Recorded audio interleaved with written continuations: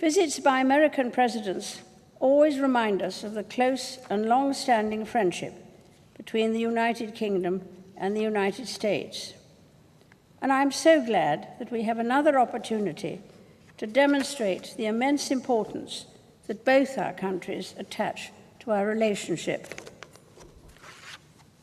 In the coming days, you will see some of our most treasured historical buildings, speak to the business leaders whose expertise and innovation drive our economies, and meet members of our armed services, past and present. You will also travel to Portsmouth and Normandy to commemorate the 75th anniversary of D-Day. On that day, and on many occasions since, the armed forces of both our countries fought side by side to defend our cherished values of liberty and democracy. Mr. President, in your State of the Union address this year, you paid tribute to some of the American heroes who risked their lives, and we owe an immeasurable debt to the British, American, and Allied soldiers who began the liberation of Europe on the 6th of June, 1944. I paid my first state visit to your country at the invitation of President Eisenhower. As Supreme Allied Commander, he had ultimate responsibility for the execution of the Normandy landings.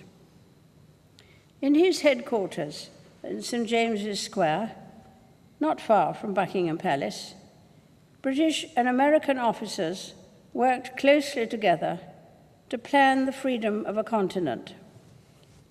And it would be no exaggeration to say that millions of lives depended on their common endeavor. As we face the new challenges of the 21st century, the anniversary of D-Day reminds us of all that our countries have achieved together.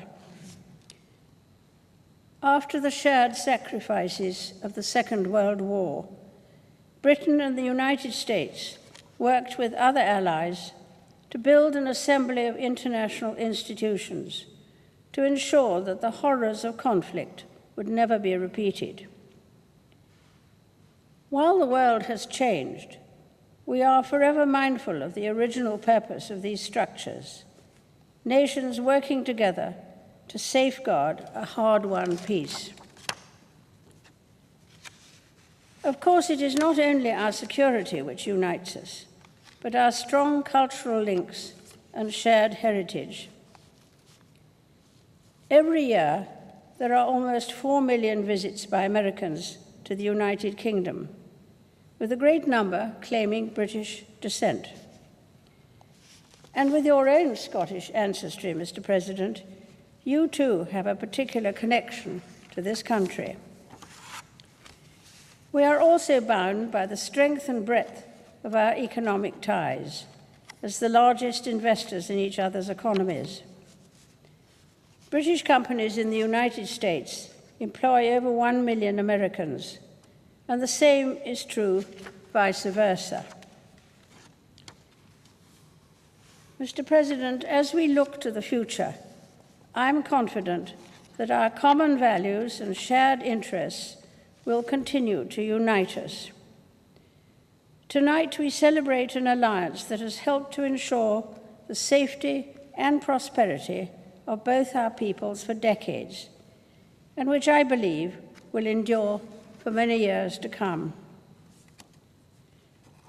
Ladies and gentlemen, I invite you all to rise and drink a toast to President and Mrs. Trump, to the continued friendship between our two nations, and to the health, prosperity, and happiness of the people of the United States.